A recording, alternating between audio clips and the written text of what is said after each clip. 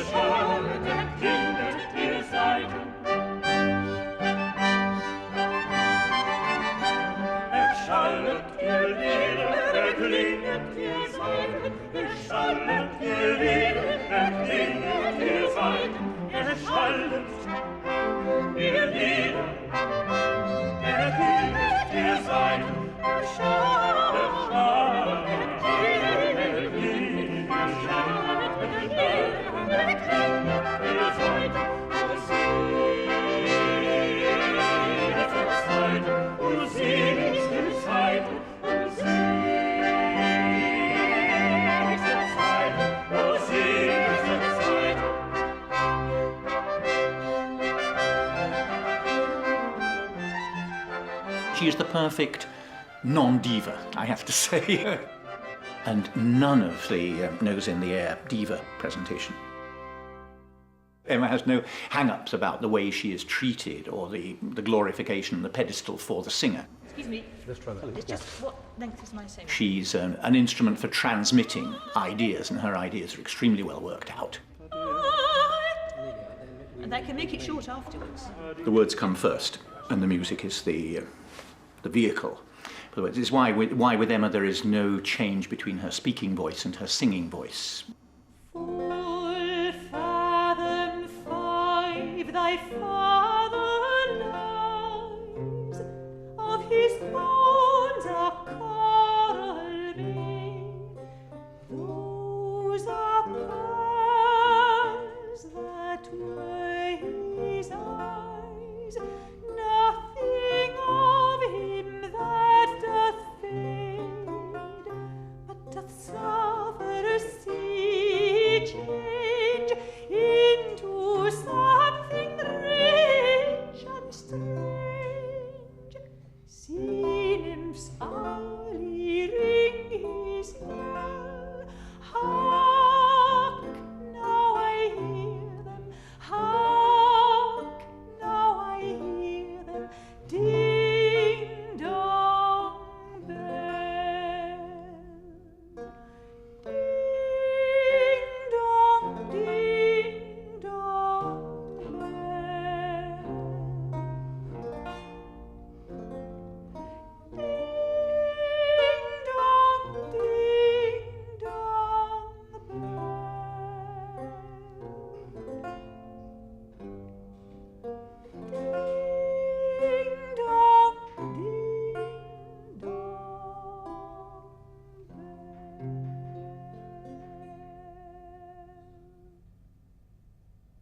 Now, early music is like saying the Middle Ages or the Middle Ages plus. Can you give us some idea of the main staging points of early music that have interested you? Well, when I was a teenager was the first time I was aware there was an area of music that excited me that I knew nothing about, and that was actually singing William Byrd.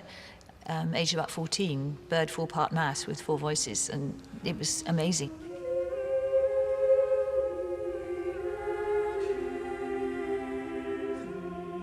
I hadn't come across polyphony as such before, I don't think.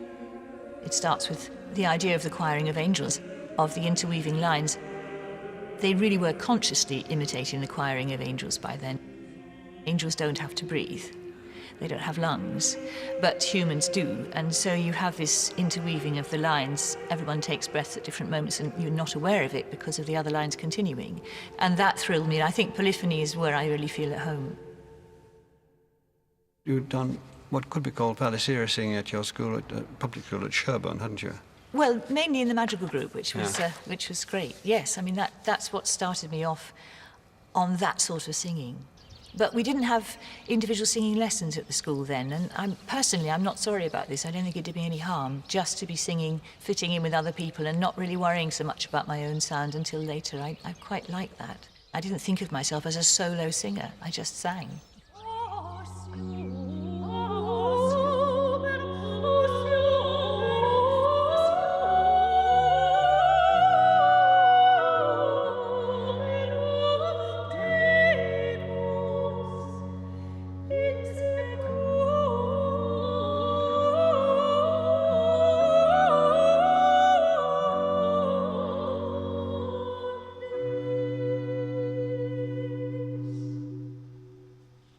Emma's approach to singing has been thoroughly individualistic. She has done what has been right for her and her instrument.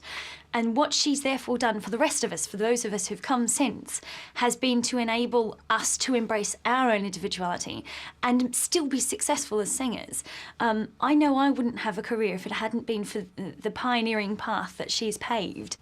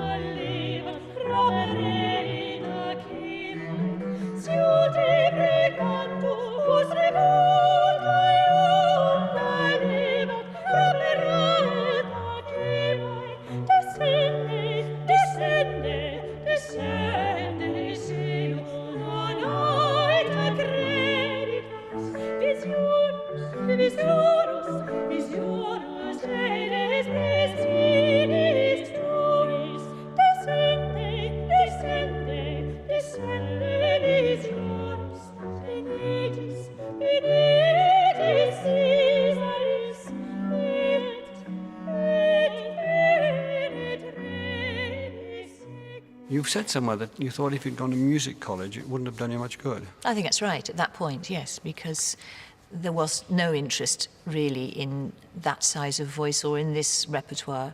And I would have been, if I'd got there at all, they'd have said, oh, well, nice little voice, you can do the odd soubrette part.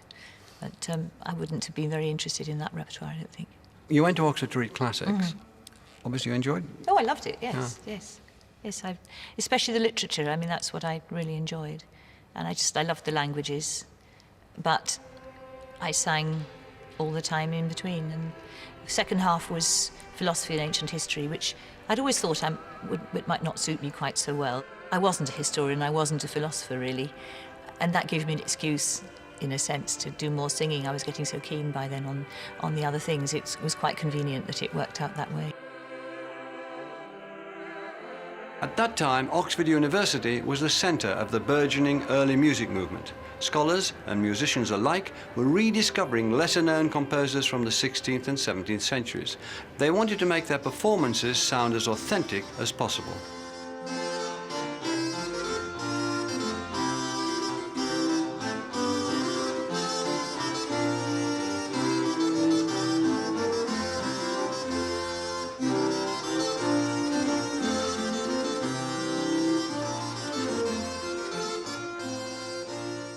People were becoming more aware of the repertoire that was there, the recordings were starting. There was new activity, there were new sounds no one had really heard before, and it was very exciting. But still, even after Oxford, you felt that your career, your life was not going to be that of a singer. You became a teacher. Oh, it never crossed my mind I'd be a singer. I mean, there was no possible professional opportunity that I didn't even look. I had a sort of vague dream that when I'd been a teacher for a bit, I might go to London and sing madrigals. I didn't know what that meant. I didn't know if anyone would pay me to do it. I just imagined it as a sort of sabbatical I might give myself, I think.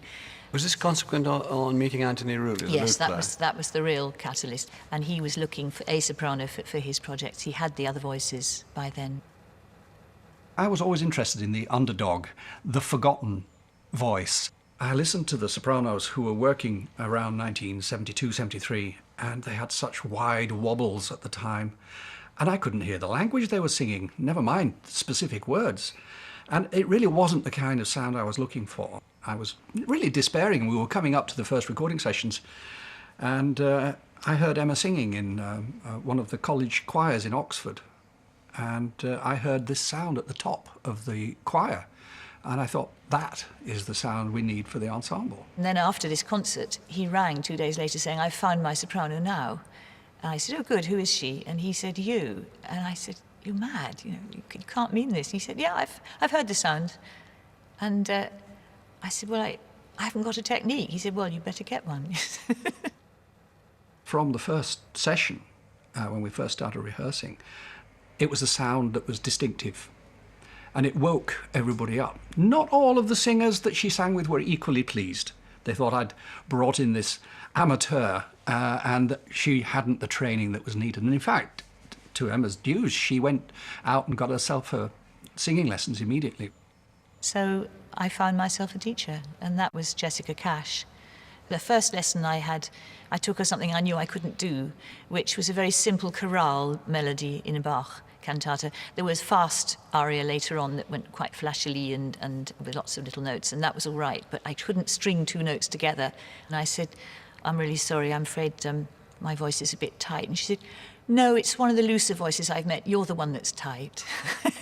So I mean, that's the technique that I needed, was how to use my instrument, how to relate to it better with my body, really. I mean, I think people are quite fascinated by technique, thinking it's the key to the door.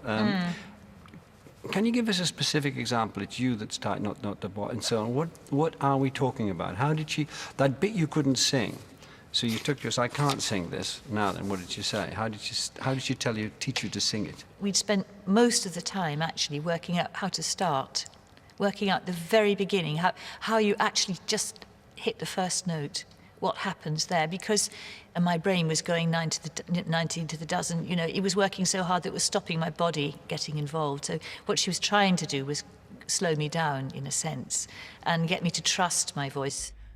Blame not my lute, for he must sound of this or that, as liketh me. For lack of wit, the lute is bound to give such tunes as pleaseth me.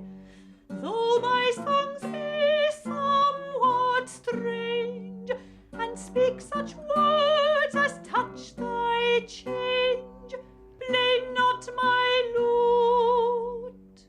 Did the fact that you were singing to a lute help you? Did you find that? I think it helped me hugely, yes. In what way? Well, firstly, as I say, there's never any need you're never having to strive to be heard. In fact, the opposite, if anything. What you have to get used to is the fact that you can't hide anything. It's absolutely exposing. The tiniest thing will show. That's the joy of it. It is very dangerous, but it's also very satisfying. Farewell unknown, for though thou break my strings in spite with great disdain, yet have I found out for thy sake strings for to string my lute again. And if perchance this foolish rhyme do make thee blush at any time, blame not my lute.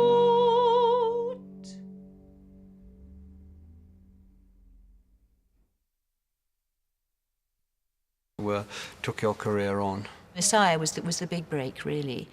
And then I was lucky because Christopher chose a version from, I think it was 1752, 2 or 3, which Handel did specially for the Foundling Hospital. If God be for us, who can be against us? Who can be against us? Who can be against us? What we chose to do for our recording was one of the best documented, but the last version that Handel left to the Foundling Hospital in London. It involved having 2 sopranos who divvied up the work between them. And also, surprisingly, there were some transpositions of well-known numbers, in particular the Refiner's Fire, which in the Foundling Hospital only is pitched a tone higher than it is in any other Handel version. So, of course, it gets into very squeaky territory. It was for that and a few other arias given to that singer that Emma took that part. I was given But Who May Abide, Thou Art Gone Up, and If God Be For Us, which are not so well known, which was lovely for me because I didn't have to worry about matching up to anybody else's version. You know, it's very, very helpful, I think, if you can be on relatively virgin territory for something.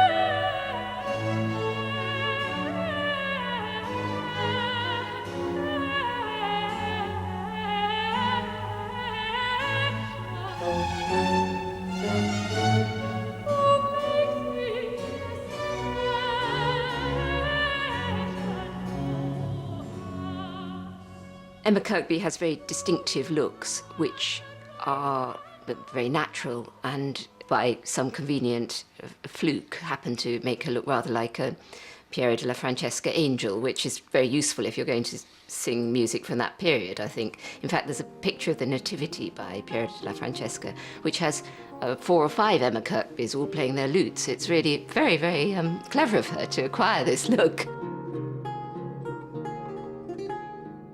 During the 70s and 80s, Emma Kirkby recorded and collaborated with an ever-growing number of ensembles that specialised in Renaissance and Baroque repertoire. She became the popular face of early music. Most people thought music began with Bach and Handel, and the idea of something earlier was rather like going back to the plough and really not to be bothered with. But in the early 80s, she became a sort of figurehead for that music. And you knew that if Emma Kirkby was singing the music of someone you'd never heard of, you could have a pretty good guess what kind of music it might be, because she made it her own. Il est vrai qu'elle l'attendait pas, qu'il faudrait n'avoir point Dieu pour ne l'aimer pas. Il est vrai qu'elle l'attendait pas, qu'il faudrait n'avoir point Dieu pour ne l'aimer pas. Aussi je dois bénir les dieux qui m'ont défendu des traits de ses yeux. Pour moi je veux bénir les dieux qui m'ont défendu des traits de ses yeux. Sa beauté peut tout enflammer, même un Dieu en la voyant la voudrait aimer.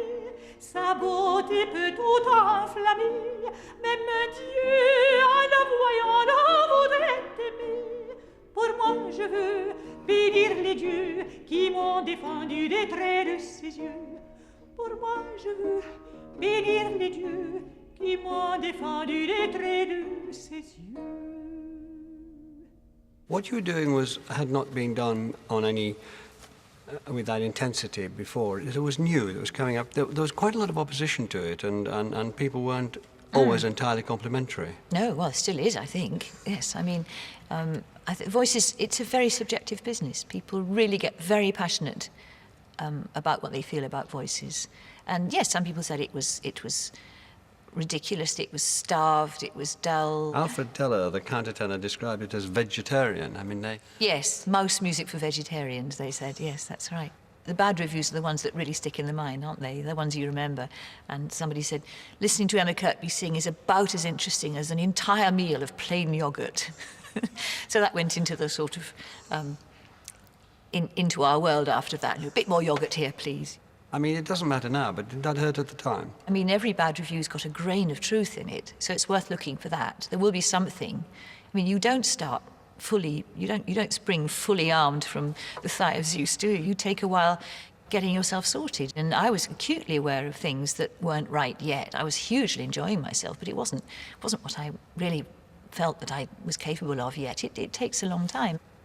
Even today, the quality of Emma Kirkby's voice provokes debate. Although in a poll this year she was voted one of the top 20 greatest sopranos of all time, some questioned whether she should have been included at all.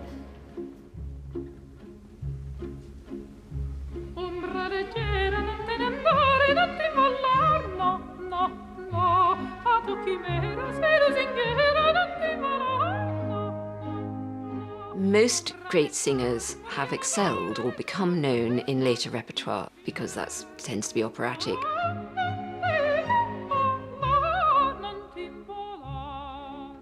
The great thing about opera is that it demands acrobatics, and nothing people love more than to see high wire activity. Most of these singers who do specialise in the later repertoire could not sing what she sings because it requires a denial of ego in the way the voice is produced. Do you think the idea of having to throw your voice over a 90-piece orchestra to the back of a 3,000-seater hall, well, it did. How did it change the voice? The really big voices, they can be used quite simply. But I think the ones that are a little bit smaller, if they want to get past the competition, they have to find a way of amplifying that. And they add vibrato, that's the first thing they usually do. They add vibrato, yeah. Yes, and just as an amplifying device. And they use their whole bodies as, they work harder than I usually do to make a sound. It's sort of, ah, instead of just, normal speaking level. And that kind of shock sound, you get that and you catch that and you run with it and you sustain this amazing line, which is very, very much louder than you would ever think of as a speaking sound. It's more of a declaiming, shouting sound, if you like. I mean, you must know much more about opera than I do, but when I go to the opera, not always, but sometimes I'm very, very impressed by the voices, and sometimes I just find them uncomfortably strained. And obviously they're unnatural in the sense of we have natural speaking voices, but the lack of naturalness is taking away any sort of feeling that I think they're bringing to the part. Well, I sort of wonder about the time of Verdi and Puccini themselves, whether people would need to be quite so loud as they are now. If you look sort of Renaissance sources, there's a certain appreciation of what they called still voices, still sounds, and that meant gentle. What's that? That meant quieter, Yeah. and that was quite appreciated.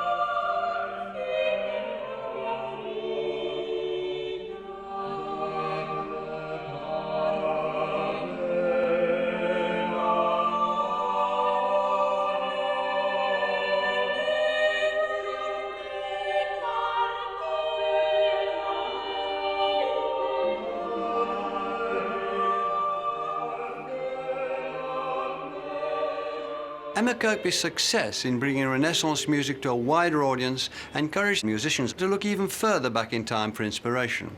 In 1982, she joined forces with Gothic Voices to record works by the first ever accredited female composer, the 12th century abbess Hildegard von Bingen.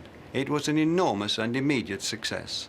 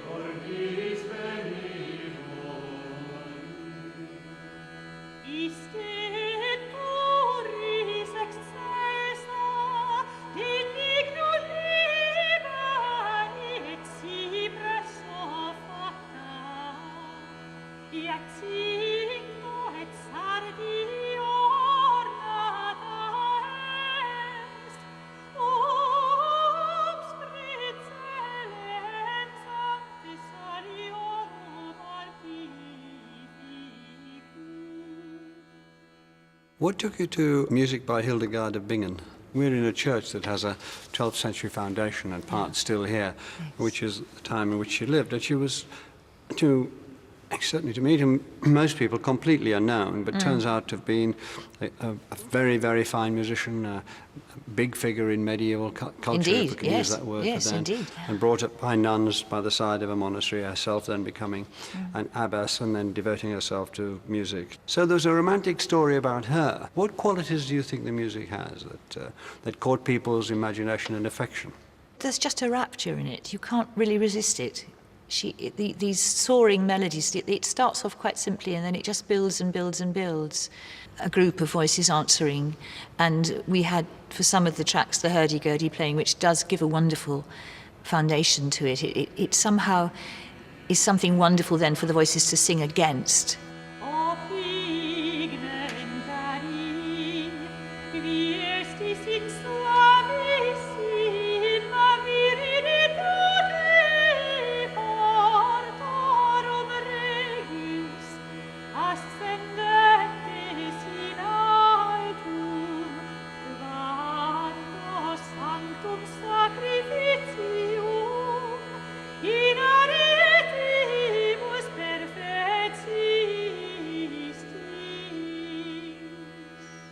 The words are very beautiful. They are very colourful, very elaborate. I mean, she's not just talking about Maximin celebrating the Mass. She says he's swift as a hart going to the water brooks. He's celebrating the stone of the altar. He's luminous. I mean, it's incredibly graphic stuff. It's almost cinematic the way she's describing it.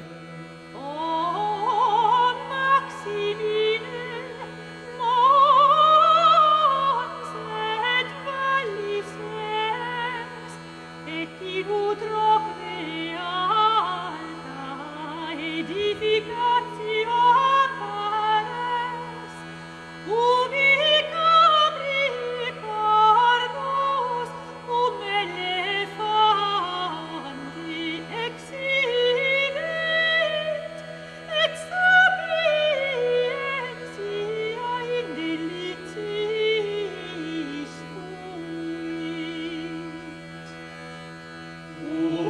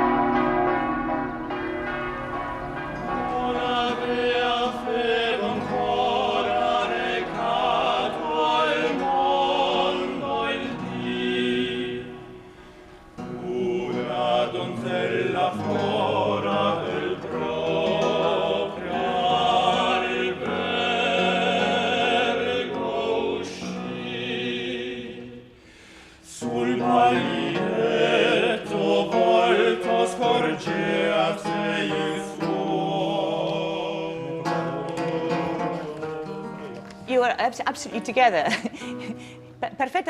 Emma Kirkby's reputation as an interpreter of early repertoire has made her a sought-after teacher at home and abroad. Earlier this year, she explored the Renaissance madrigals of the Italian composer Monteverdi with amateur singers in Udine, northern Italy.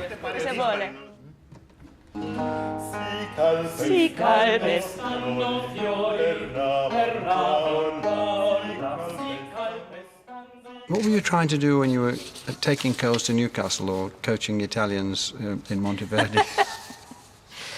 Well, yes, I went with the Consort of Music a lot in the 80s and 90s and did courses. And these young Italians came, and when we were on these courses, but even more when we did concerts elsewhere, we were often mobbed afterwards by young singers saying, where can we learn to sing like this? We have nothing but canto lirico in Italy.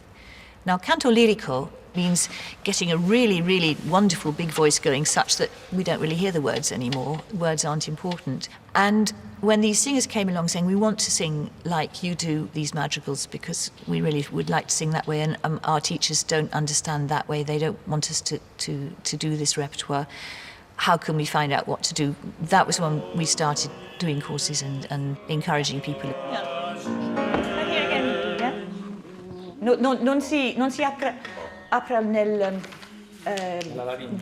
alla fronte. It doesn't open this way. It stays here. Co. Ecco. Così. Ecco. Okay, you?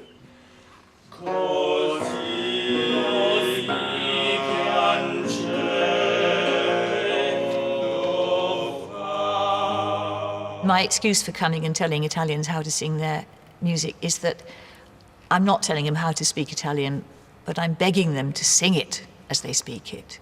I say to them, okay, read me the text, and they read it beautifully, and I say, well, now sing it. Where's it gone? Where has the sense of the text gone? You're not speaking now. It's amazing how when people sing, they change everything. They distort the vowels, they get into all sorts of strange habits. And it's very basic, what I'm offering in a way. It's just to appreciate, get them to appreciate what they have and trust it when they sing. Okay, shall we just try from O Felice, solo parlando, ma nelle ritme che ha scritto Monteverdi. So, O Felice, O Felice, O Felice, O Felice, uccelletto, come nel tuo diletto, ti ricompensa bella la natura, se ti nego saper. Okay. Yeah, that's great. And the O Felice, especially listen to Gudrun. O Felice, she's really talking. Yeah, she says something. So be careful when we get to se ti nego saper. It's become a little bit sort of. Se ti nego saper, ti die ventura, ti die ventura.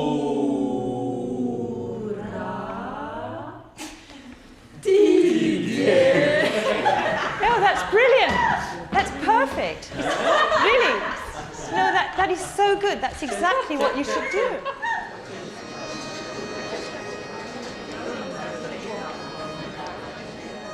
This weekend is quite special and unusual for me because the pieces were not chosen by me but by the choral director who is the host here, and so they've constructed a concert. We had to know it was going to work, and I'm happy to say that everything we've heard is good enough and it's going to be a very entertaining concert.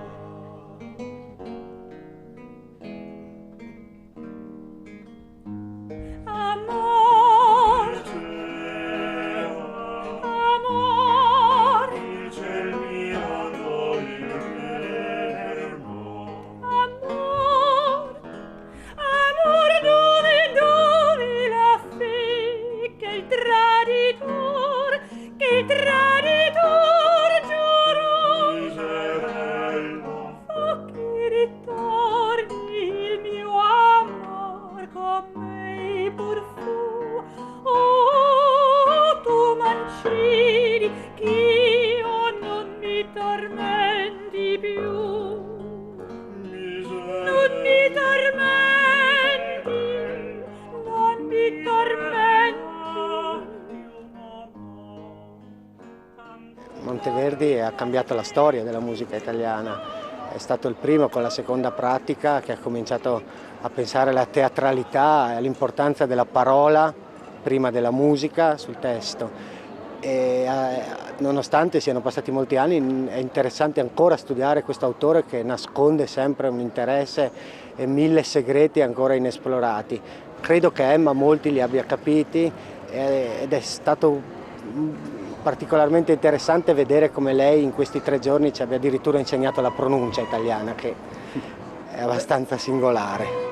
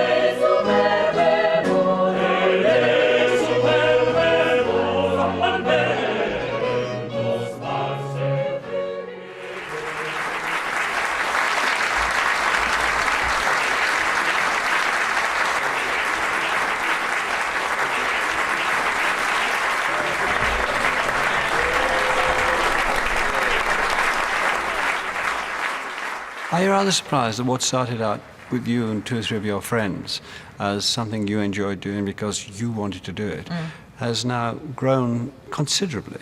In many ways, you've made over 300 recordings with Anthony Rooley alone. You're voted one of the best soprano singers. I know to embarrass you.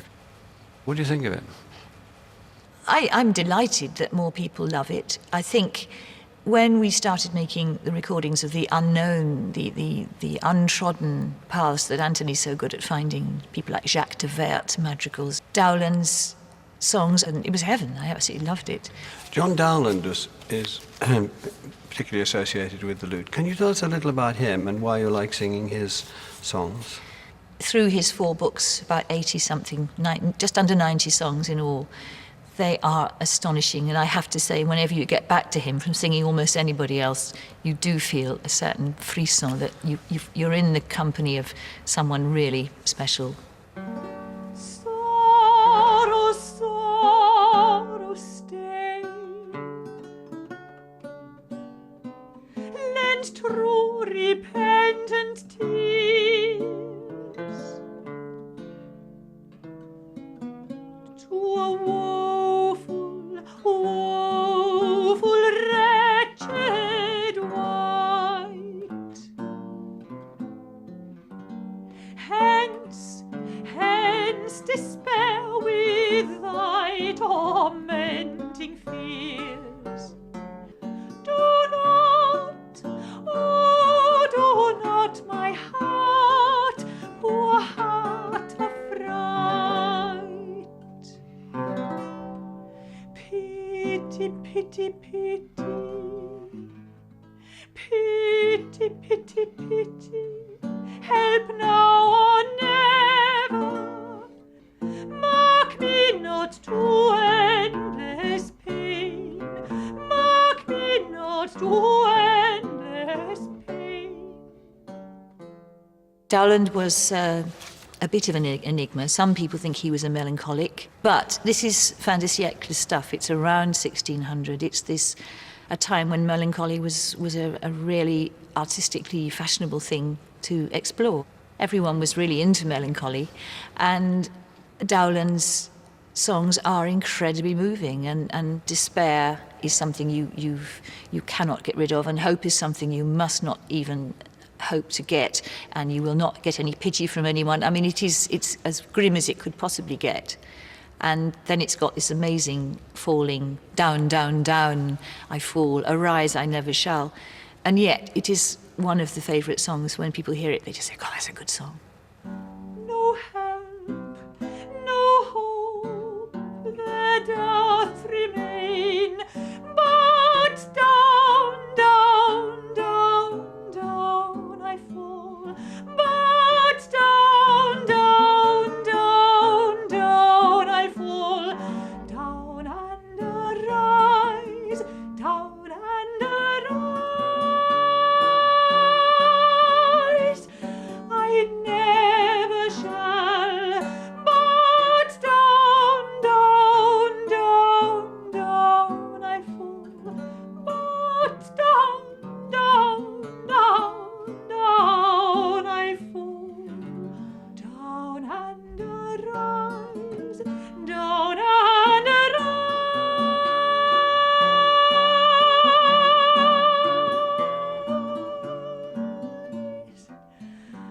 I never shall. It's a ridiculous question, but from Hildegard of Bingen in the 12th century to Bach in the 18th century, what would you say, if any, are the common features to the music you sing across those 600 years? I suppose it's words, actually. Yes, as far as Bach, it's definitely words, I think. What do you mean by that? Well, just that the text is supreme. The text is what matters more than anything. And the text is important because it's the word of God. I mean, that was their fundamental starting point. Associated with prayer. Yes, yes.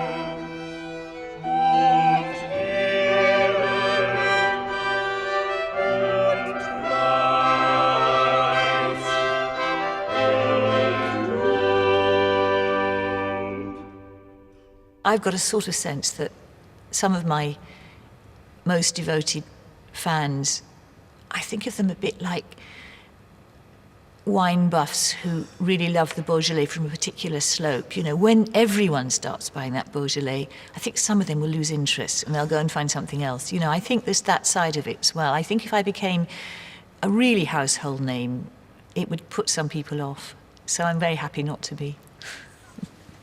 Thank you very much. You're welcome. Thank you.